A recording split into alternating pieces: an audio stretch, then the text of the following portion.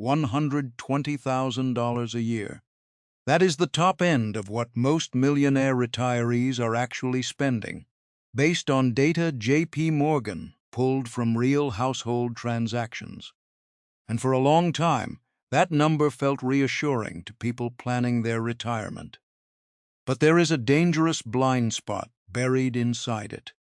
If your portfolio drops 20% in the first year of retirement, and you are still spending at that top end, you can quietly lose more than $200,000 in total portfolio value over a decade. Not because the market ruined you, but because you kept withdrawing at a rate your shrunken portfolio could no longer sustain. This is not about market timing or picking the wrong investments. It is about a specific math problem most people never see coming, and it hits hardest in the first 5 years after you stop working.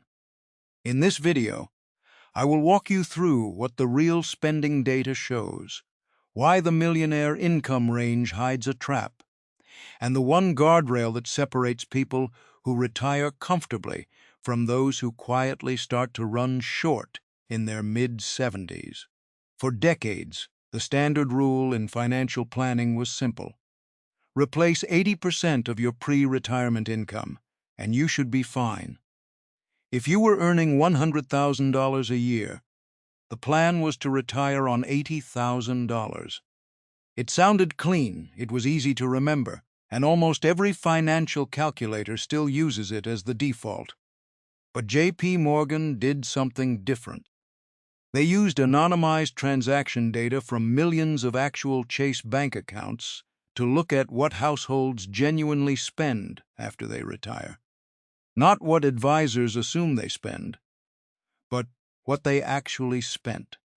What they found was not a single number. It was a range that stretches from 55% for high earners all the way up to 104% for low earners, with most middle-income households landing somewhere between 65% and 80%.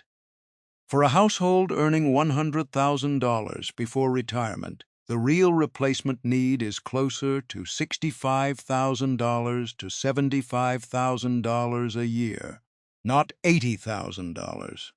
That is a difference of $5,000 to $15,000 per year, and it compounds in both directions. Let me show you what that looks like in practice. Take a couple, Tom and Lisa, both 62. Before retirement, their household earned $100,000 a year. They were saving 15% of that, or $15,000, and paying roughly 10% in taxes, or $10,000. What they were actually spending on their real life: groceries, utilities, car payments, insurance, the monthly bills that show up no matter what, was about $75,000 a year. In retirement, those savings contributions go away.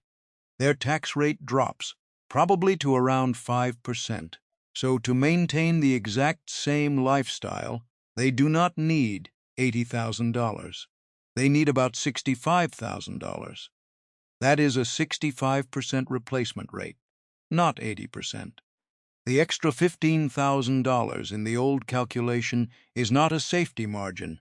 It is money they do not actually need to spend. Now, you are not wrong for trusting the 80% rule. It is still the most commonly used benchmark in the industry, and it exists partly because encouraging people to save more is not bad advice.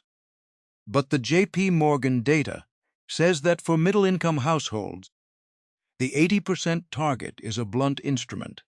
It can lead you to underspend during your go-go years because you are afraid of running out. Or, more dangerously, to assume you can safely spend at the top of that range without accounting for what else is in the picture. That second part is the trap, because the 65% replacement rate assumes no mortgage payment in retirement and no down year in the first 5 years. Take either of those off the table, and the math changes significantly.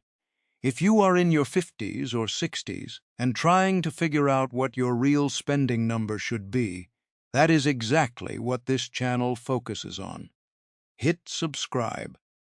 I put out videos every week on building a retirement plan that works in the real world, not just on a spreadsheet. Even if you get the replacement rate right, there is one variable that can quietly wreck everything. It almost always shows up in the first year, and most people never see it coming until it is already underway. I used to think the 4% rule was all you needed. Keep your withdrawals under 4% of your portfolio value each year, stay in a reasonable investment mix, and the math would work out over a 30-year retirement. I believed that for a long time, and it is not wrong exactly, but it is incomplete. After looking at sequence of returns data from J.P. Morgan and Vanguard, I understood why. The 4% rule holds up well if your early retirement years include average or better market returns. But if the market drops hard in your first 2 to 5 years, and you keep withdrawing at the same rate, you are no longer drawing 4% from a healthy portfolio. You are drawing a much higher percentage from a depleted one, and that gap compounds fast. Here is the math on that. Tom and Lisa retire with $1 million in their portfolio. They plan to withdraw $40,000 a year, a clean 4% rate. In year one, the market drops 20%. Their portfolio is now $800,000. They still pull $40,000. That is a 5% withdrawal rate from a smaller base. If the market stays flat the following year, they take another $40,000 from $760,000. Now they are at 5.26%. The portfolio is shrinking faster than it can recover. That is the sequence of returns trap in plain numbers. The protection against this is a dynamic guardrail, a preset spending rule that activates the moment your portfolio crosses a specific threshold. The version that works cleanest is what I call the 15-15 guardrail.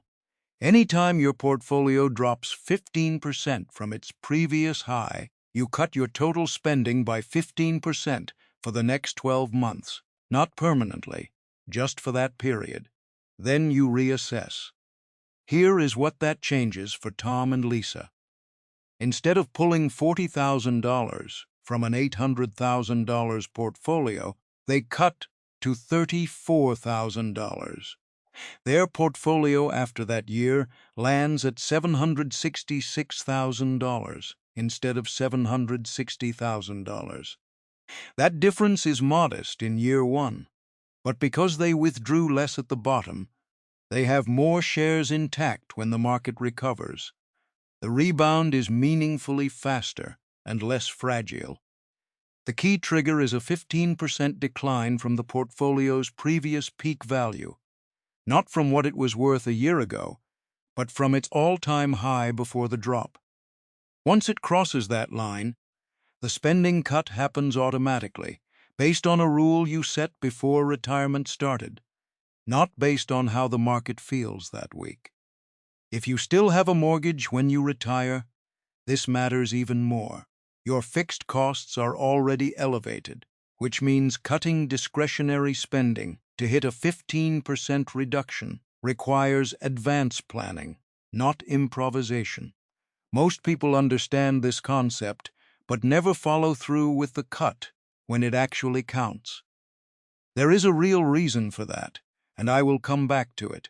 But first, let me show you what this scenario looks like in a complete picture, with Social Security, a real market drop, and two different choices.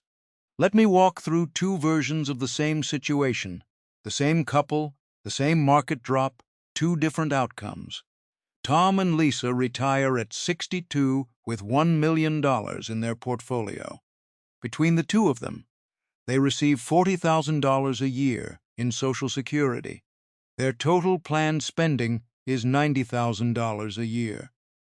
To cover the gap, they need $50,000 from their portfolio each year. At $1 million, that is a 5% withdrawal rate from day one, slightly above what most retirement models treat as sustainable over a 30-year horizon. In year one, the market drops 20%. Their portfolio falls to $800,000.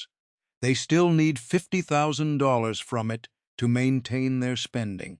That is now a 6.25% withdrawal rate from a depleted base.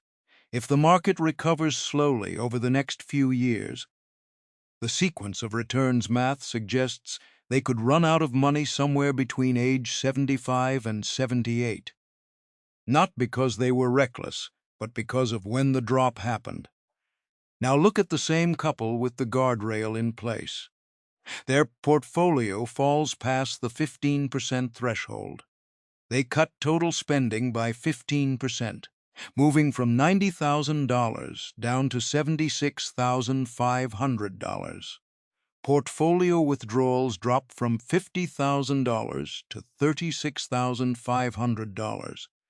On an $800,000 base, that is a 4.56% withdrawal rate. And because they built a 2-year cash buffer before they retired. 2 full years of portfolio withdrawals kept in cash or short-term bonds. They do not sell a single share of stock during the dip. Their investments stay intact and have time to recover on their own. That is the full difference between the two outcomes. Not luck, not market timing. One preset rule that forces a modest, temporary spending reduction at the moment when it matters most. There is also a variable most people do not factor in. J.P. Morgan's analysis of real retiree data shows that Social Security income often comes in 20% to 35% lower than what standard planning models assume. The gap depends on work history, spousal situations, and claiming decisions. If Tom and Lisa counted on $40,000 from Social Security, but receive $32,000, a 20% shortfall, which falls well within the range the data shows is common. They need an additional $8,000 per year from the portfolio. Even with the guardrail in place, that shifts their withdrawal rate from 4.56% to 5.56% on an $800,000 base. This is not about fear. It is about understanding that a comfortable retirement versus a stressful one often comes down to one decision made before retirement starts. Whether you have a rule in place for a bad year, the rule is the protection. So what does that plan actually look like when you build it? Step 1 is to calculate your real replacement number. Forget the 80% rule. Pull your actual bank and credit card statements from the last 3 years and add up what you genuinely spent. Not what you plan to spend, what you actually spent. Subtract the savings contributions that will stop when you retire. Account for the fact that your tax rate will likely drop.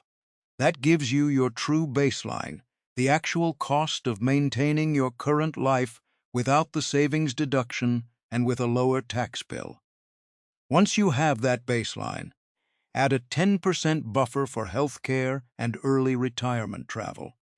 Healthcare costs before Medicare eligibility can be significant, especially in your early 60s, and the first 5 to 7 years of retirement tend to involve more spending on experiences than later years. The go-go years are real, and they cost more than people expect. That adjusted total is your real spending target, not a percentage of income, but your own numbers from your own accounts. Step 2 is to build a 2-year cash buffer before you stop working. Keep 2 years of your expected portfolio withdrawals in cash or short-term bonds. Something stable that does not lose value in a market downturn. When the market drops 20% in year 1, you spend from the buffer instead of your investment accounts. Your portfolio stays intact and has time to recover without you selling shares at a loss to cover living expenses. For Tom and Lisa, 2 years of portfolio withdrawals at $50,000 a year means keeping $100,000 set aside before retirement. That sounds like a large amount to hold in cash, but it is not idle. It is the buffer that lets you avoid locking in losses at the worst possible moment. Think of it as buying 2 years of time without forced selling. Step 3 is to write your guardrail rule down before you retire, not in the middle of a downturn. Set a specific trigger number.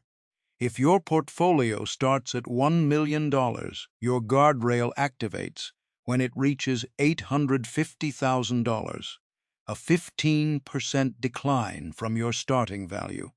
At that point, you cut variable spending by 15% for the next 12 months. Keep essential fixed costs as they are: insurance, utilities, and the mortgage if you carry one. Everything discretionary gets trimmed: dining out, travel, subscriptions, home improvement projects. Make that list in advance so you are not making those decisions while the market is falling and your emotions are running high. Review the rule every January. If your portfolio has recovered above its previous high, spending returns to normal. If it has not recovered, the reduction extends for another 12 months. Here is the part no one talks about. Even with the rule written down and the trigger clearly defined, most people cannot bring themselves to actually cut spending when the market is dropping. They know what the rule says. They agreed to the plan, and then they do not follow through. That is not a planning failure. It is a psychology problem worth understanding. Step 4 applies if you still carry a mortgage into retirement. A $1,200 monthly mortgage payment is $14,400 a year in fixed cost that does not flex. If most of your retirement budget is made up of fixed costs, mortgage, car payment, insurance premiums, then a 15% cut to variable spending may only reduce your total spending by 5% to 7%. That is not enough to move the withdrawal math in a meaningful way. If you are 5 to 7 years from retirement and the mortgage is still there, running the numbers on whether to pay it off before you stop working is a real decision worth sitting with. Not because carrying debt in retirement is always wrong, but because high fixed costs reduce your flexibility exactly when flexibility matters most. Your brain is not built for this kind of decision. When your portfolio drops 20%, the emotional experience is not calm analysis. It is watching years of savings disappear in real time. Research on loss aversion shows that the pain of a financial loss is felt roughly twice as intensely as the satisfaction of an equivalent gain. That asymmetry is not a character flaw. It is how human cognition handles uncertainty under pressure. So when the guardrail rule says cut spending by 15%, your brain does not hear execute the plan. It hears something much closer to your retirement is failing. That tension is real, and it is exactly why most people never follow through with the spending cut, even when they set the rule themselves. That feeling makes complete sense. You spent 30 or 40 years building this. Watching the number go down is genuinely painful, and feeling reluctant to cut back is not foolish. It is a natural response to something that feels like a real threat. In 2022, when the market dropped sharply, I had to tell my family we were postponing a vacation we had been planning for over a year. It felt awful.